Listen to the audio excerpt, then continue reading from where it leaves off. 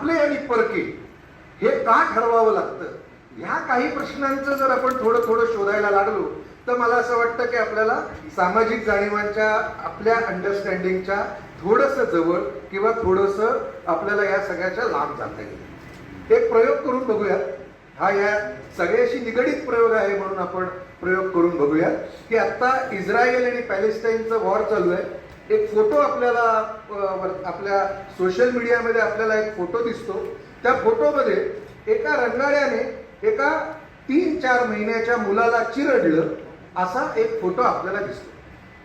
हा फोटो ज्या वेळेला आपल्याला दिसतो त्यावेळेला आपल्या मनामध्ये काय, जर का आपल्या मनामध्ये असं येत असेल की हा आपल्या धर्माचा आहे का, हे जे चिरडलं गेलेलं मूल आहे ते चिरडलं गेलेलं मूल हे आपल्या सोयीच्या आयडिओलॉजीचं आहे का, आपण ज्याला मानतो त्या देशाला मानणाऱ्या लोकांशी निगडीत हे मूल आहे का, याच्यावर जर का म्हणजे हे प्रश्न जरी आपल्या मनामध्ये येत असतील तर मला असं वाटतं की आपल्या सामाजिक जाणीवांच्या बाबतीमध्ये काय लायकीची माणसं आपण झालेलो आहोत हे आपल्याला समजून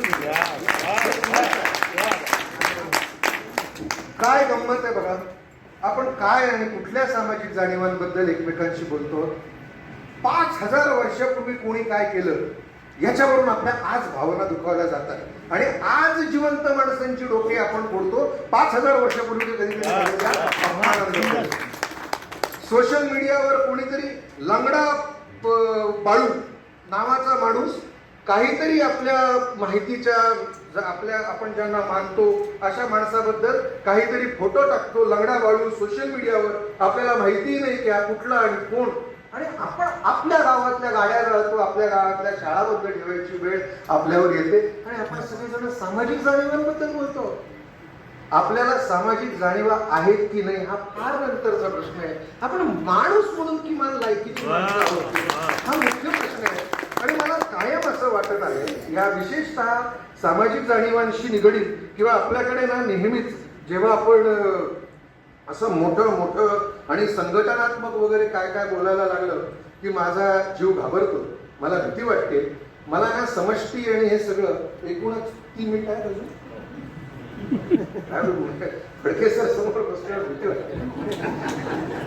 असं आहे की आपण समष्टी वगैरे अशा सगळ्या मोठ्या मोठ्या गोष्टी बोलायला लागल्या आणि त्याच्यावरून संघटन आणि आपण सगळे एकत्र येऊ आणि अख्खा देश जो आहे तो बदलवून टाकू आणि आपण सगळं आजूबाजूचं पर्यावरण बदलवून टाकू असं सगळं मोठं आपण काही बोलायला लागलो तर मला भयंकर आणि विलक्षण घाबरायला होतं.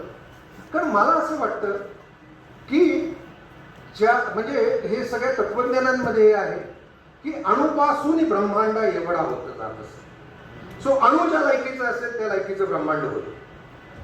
सो माणूस ज्या लायकीचा असेल त्या लायकीचा त्याचा समाज होतो. कचरा गोळा करायला गेलो तर उकिरडाच हाताला लागेल.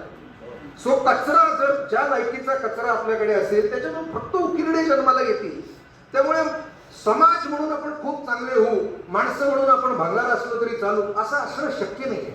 म्हणजे मागे मी एका याच्यामध्ये लिहिलं होतं आणि आपल्याला ते खटकतं की नाही मला माहिती नाही, पण मग माणसं म्हणून काय आहोत तर आपल्याकडे रेल्वेच्या बोगीमध्ये टंबरेलाला साखळी बांधायला लागते.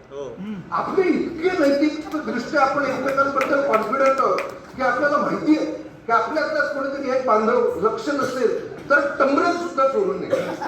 आता ही सगळी माणसं गोळा होतात, ही सगळी माणसं राजकीय भूमिका बाळगतात, ही सगळी माणसं क्रांत्या करायला निघतात. मी परत सांगतो की कचरा गोळा झाला तर त्याच्यातनं उकिरडा जन्माला येणार आहे. माणसावर काम करायला लागेल. सामाजिक विषयांवर दुरुस्त्या करायच्या असतील आणि मोठी मोठी सामाजिक स्वप्न आपल्याला बघायची असतील तर आपल्याला या माणसावर काम करायला लागेल. आणि आता दिसताना असं दिसतं की ही सगळी उसंत आपल्याला एक समाज म्हणून एक कुटुंब म्हणून आपल्याकडे ही उसंत आहे. आपल्याला हे सगळं महत्वाचं वाटतंय का? आपल्याला सगळं कळतं तरी आहे का की या दिशेने आपल्या सगळ्यांना जाण्याची गरज आहे? मी मगाशी म्हटलं तसं की रणगाड्याखाली चिरडले गेलेलं बाळ बघून जर का आपल्याला बाळाची जात आठवते आहे तर आपल्याला आपण आजारी आहोत असं वाटतंय का?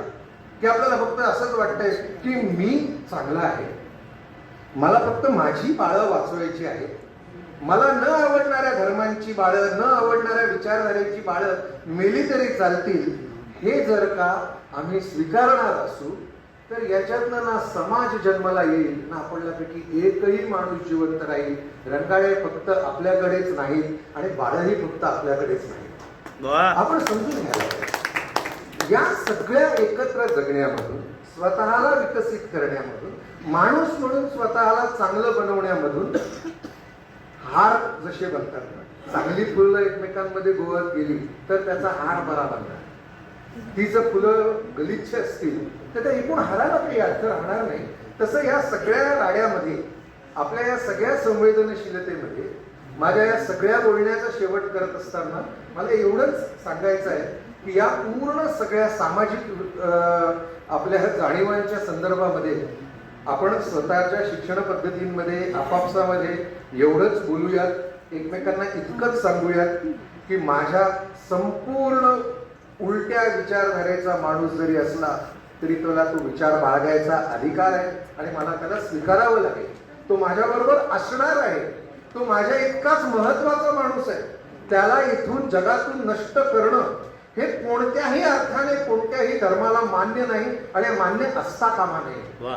त्याचे विचार वेगळे असतील, त्याचा रंग वेगळा असेल, त्याचं आणि माझं अजिबात पटणार नाही. आणि अगदी पुढे जाऊन आपण सगळे साहित्यिक वातावरणामध्ये बसलेलो आहोत आणि आपल्याला थोड्याशा कॉलर टाईट करून चालायला आवडतं म्हणून सांगतो की काय अभिव्यक्ती स्वातंत्र्य, काय सामाजिक जाणीव एकत्र, याचं काय थोडक्यात अर्थ काय.